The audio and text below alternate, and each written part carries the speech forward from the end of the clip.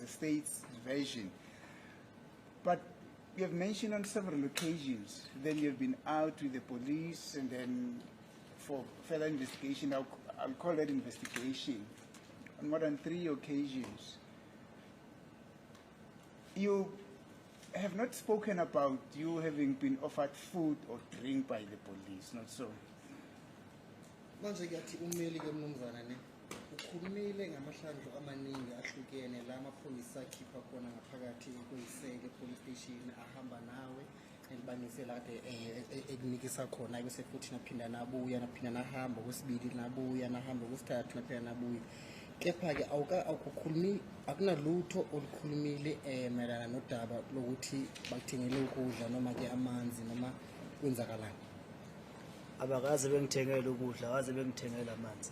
They never bought me food and they never bought me water. Ngangihamba nje ngize ngibuye ngidle police station la bengihlala khona. I would live with them and I would return back to the police station where I was detained. That is where I used to get food, at the police station where I was detained. Notably, my attention is drawn to what happened on the 5th of June, where according to the registers, the police registers, you left Fileria police station at 8:01 in the morning, and you came back at 6:01 in the evening. That is almost 12 hours. Atikhona ke into entida komqondo emayelana nesikhathi ke la waphuma ngaso eVileria police station kade kumzuzu owodwa vo ngemuva kwehora la ka-8 kusasa waze wabuyela khona ke ngemuva komzuzu owodwa ke qesha yehora lesithupha ntambama. Athi ke ummeli uma ngabe bala kamahora lawo ke shothi kumahora ayishumi nambili shothi 12 hours Plus minus. athi cishe kwaba u12 wama hours nje wonke lo. Are you also saying that on this particular day, no food, no drink was offered to you by the police? Manje ummeli ufuna into afisa ukuyiqonda noma afisa ukuyithola lapho ukuthi usho ukuthi nangalo ilanga leli amaphoyisa awakaze akuthengele ukudla noma akuphi amanzi ilanga ley5 ezakaJune ngonyaka ka2020. Abakaze ngithengele ukudla, akaze ngipha amanzi. They never bought me food and they never gave me water. Thank you, Mr. Mube. That is, thank you, Mr. Sibia. That is what I'm sorry to interrupt. Pulike just brought this to my attention that the proposition that has been put to the witness is not correct. Entry. no objection, my lord, objection. I'm still leading. Mr. Baloyi has got something to take up with the witness. Cross-examination still comes. I don't know what precarious process. Are you quoting the OB? Yes, the OB. OB, Yes. which has been handed in. Yes. That's different. Yes. He will still take that issue up on No, but you say you can't cross-examination, my quote- lord. Sorry. Okay, fine. Because my argument is not based on an OB. I am only saying that the OB entries are saying, specifically on the 5th of June, the OB entries are saying 8:01 in the morning, up until actually he was booked out at 8:01 in the morning, and he got brought back at 6:01 in the evening. I'm saying to this witness, is it also so that on that particular day the police never gave him food nor drinks? I'm not saying that the OBs are saying that was not food was not offered to him. I'm only saying, according to him, as he was interacting with this police between these time frames, no food was offered to him by the police, and he says yes, no, I got no food. Okay. So then the state stands up and say, objection, this suggestion is not correct. What is it that I'm suggesting to this witness? Yeah, let's continue, sir. And in any event, the state will still have to cross-examine this witness, my lord. I don't know.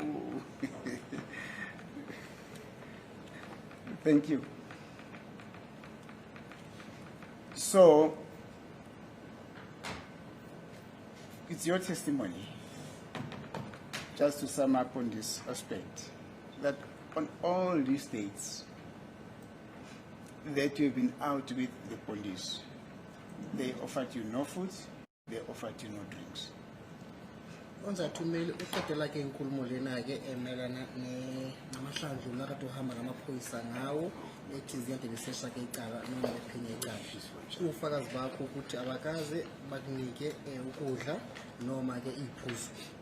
abakaze banginike ukudla abaze banginikeze iphuzu. They never gave me food and they never gave me drinks. Thank you.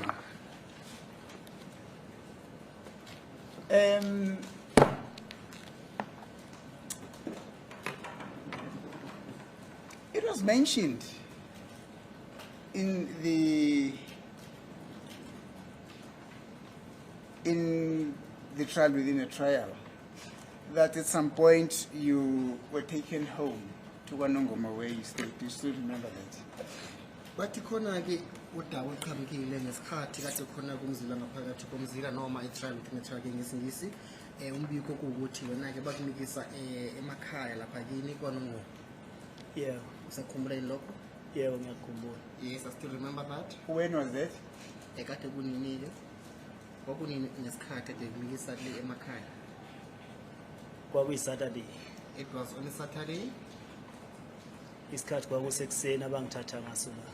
They took me during the morning hours. Do you still remember the date? Ilanga ngisalikhumbula.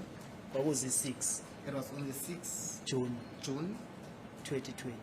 during the year 2020. Thank you. What was the purpose for you to be taken home? Kade kuyini inhloso eyabangela mhlawumbe eyakhokhela ukuthi bakuthathe bakunikise emakhaya?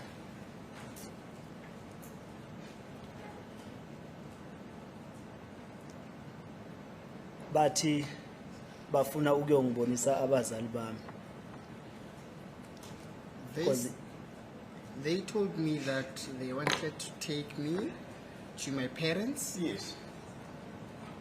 Ngoba babebuza ukuthi since ngoba bengingafoni ngingenzi lutho bebuza ukuthi yini abangangenzela yona ngathi mina kubo ngicela ukuyobona umalume.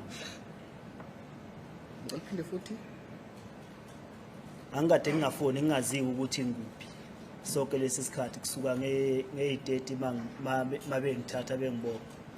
Abengekho umuntu ongaziyo ukuthi mina ngikuphi. Ngiyaphila ora ngisaphili na. Base bethu ubani umuntu abangangixhumanisa naye abangangibonisa yena ukuthi ngisaphila na. Ngathi mina ngicela bangibonise umalume ebengihlala naye. from the 30th up until the date of the 6th, I was not in cell phone contact, no telephone contact with my family. And then my family did not know whether was I still alive or not. So they then asked me as to who do I need to see, no, who do I want to see. I then said, can they please allow me to see my uncle? So, as I understand you, you're saying that the police made an offer to you to take you to one of your family relatives because you've not been phoning and probably family might not be knowing as to your whereabouts. It was some kind of an atonement. Athi yomelisha ukuthi amaphoyisa athi kuwena ke ngoba kade ungaxhumani nomndeni wakho ucingweni mhlawumbe nezihlobo zakho ke bona ke baqhamuka nephuzu lokuthi kwamele bathathe bakunikise emakhaya la kubona khona umalume wakho. Yebo amaphoyisa umalume ebela igoli amaphoyisa aqhama nokuthi engenze yini angayenza ukuthi ngikwazi ukuxhumana nomndeni ukuze bengazi ukuthi ngisaphila na. My uncle was here in Gauteng. It was the police who came up with an idea of connecting me with my family so that my family they can be well aware that I was still alive. Yes, then take us through the trip. Bacela ukuthi manje usitshele malana nohambo lwakho namaphoyisa ngesikhathi ade bekuthathile bekumikise emakhaya. Bafika ekseni ngesabatha ngesonto bafika ekseni ngeSaturday siye sahamba. They came during the morning hours on a Saturday. Bafike bahlangana airport yase Cape Town Park. They came, then they took me. After that, they then drove to meet up with others in airport in Cape Town Park. Umuntu wayengilandela iVeralia kwakuMhane. The person who went to pick me up, not to fetch me at the Velaria, it was Mohane. uMabhena, Mabena, uNcamane, Namane, uBongani. and Bongani. Masifika eCapton Park airport sidibane noGininda When we arrived in Captain Park by the airport, we then met up Mr. Gininda nomhola.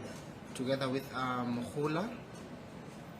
Mabehlangana kwasekhanjwa ngeimoto ezithu kwahanjwa ngeNissan neyiqashqayi kwahanjwa ngeFortune. When they met up, they then drove into two different vehicles. And then the models of the vehicles, the first one was a Nissan Qashqai, and then the second one was a Fortuner. Base bethi ngizobabonisa indlela ke eya ekhaya. They then said, I will be directing them pertaining to the route, not to the path going home.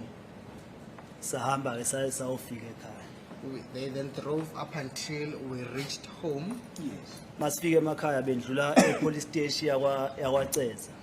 When we arrived back at home, they then drove past by the police station in Ceza. Bacela amaphoyisa khona ukuthi baphelezele. They then asked the police from Ceza to escort them, not to accompany them. Zasimoto ehamba seziyi3. Then the vehicles, there were 3 following after each other Sase sayofika ekhaya. Yes. up until we reached at home. Masifika ekhaya bake bangikhulumisa nabazali bami. When we reached at home, they then allowed me to talk with my parents. Kwakuza baqale bona bawukhuluma nabo endlini kuqala baqale bakhuluma nobaba nomama endlini nezingane zasekhaya.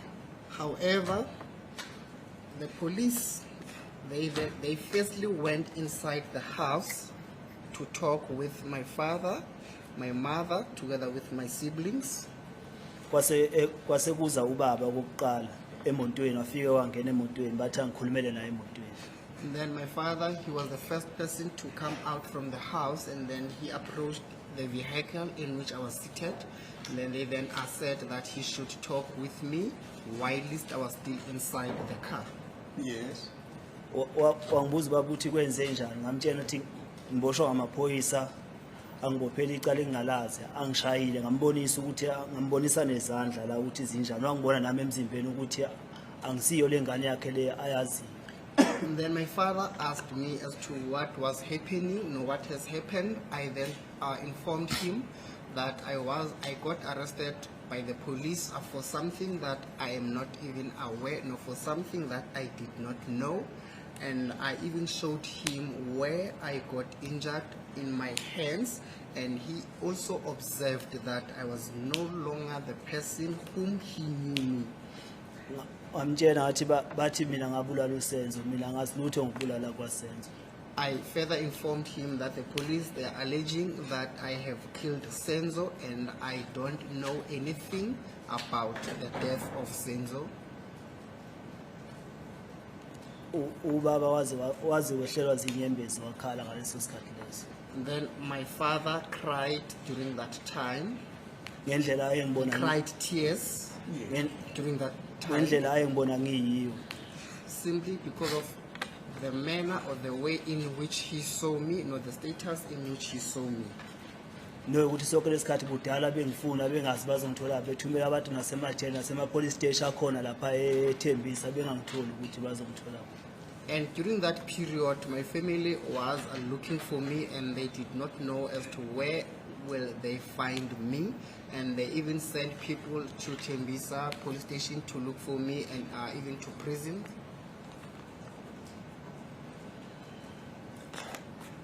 Now, then what happened? There's just one point that I would want to take up with you, but you can proceed and finalize your visit at home. Atikhona ke phuzo azokuthanda ukuthi abuye ahlehlele abuyele emuva kulona kepha ucela uqhube iqala uqede ngokuthula ufakazi bakho. Then thereafter, what happened? After I spoken to your father, what happened?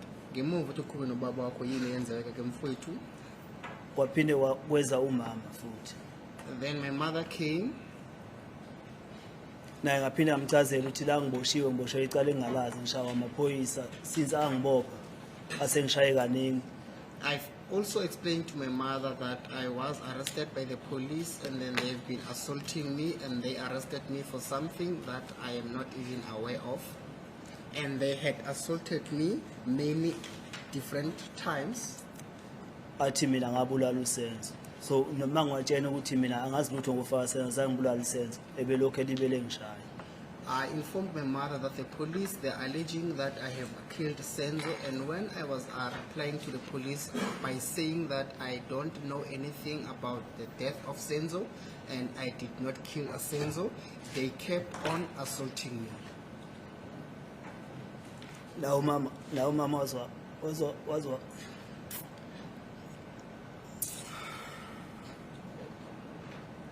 All right, ma. You can take your time. If you want the court to adjourn, I'll request the court to adjourn so that you can recompose yourself. My lord, the witnesses became so emotional. We adjourn. Please, my lord. For how long? It's maybe 20 minutes or 30 minutes. Okay. Yes. 20 minutes.